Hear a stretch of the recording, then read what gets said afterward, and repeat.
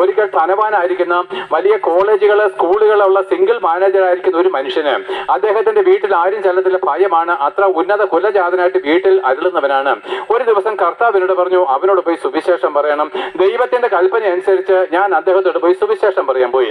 അദ്ദേഹം എന്താണ് സുവിശേഷകൻ എന്നുള്ള അധികാരത്തിലും ആ മനുഷ്യനെ ഞാൻ സ്നേഹിക്കുന്നു എന്നുള്ള ആ അനുഭവത്തിലും അദ്ദേഹത്തിന്റെ വീട്ടിലേക്ക് ഞാൻ കടന്നു ചെല്ലുകയും അധികം ആരെയും മുറ്റത്ത് നിന്ന് തിണ്ണയ്ക്ക് പോലും കയറ്റാത്ത ആ കുടുംബത്തിൽ എന്നെ അദ്ദേഹം ക്ഷണിച്ചിരുന്ന ഇരിക്കാൻ പറഞ്ഞു. എന്താ കാര്യം? ഞാൻ പറഞ്ഞു യേശുക്രിസ്തുവിനെ പറ്റി പറയാമെന്ന്. അദ്ദേഹം ഒരു ക്രിസ്തീയ മതവിശ്വാസിയാണ്, ഒരു ഓർത്തഡോക്സ് മതവിശ്വാസിയാണ്.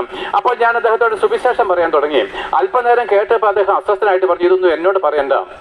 കാരണം എന്താണ്? നീ ഒരു സാധാരണ മനുഷ്യനാണ്, എന്നോട് ഇതൊന്നും പറയേണ്ട കാര്യമില്ല, അതുകൊണ്ട് എന്നോട് ദേഷ്യപ്പെട്ടില്ല, പിണങ്ങിയില്ല, എനിക്ക് കേൾക്കണ്ട എന്ന് പറഞ്ഞു. അപ്പോൾ ഞാൻ പറഞ്ഞു സാറേ ദൈവം എന്നെ അയച്ചു, സാറിന് കേൾക്കണ്ടയോ? കേൾക്കണ്ട, വിജയം പൊക്കോളാൻ പറഞ്ഞു. ഞാൻ പോന്നു.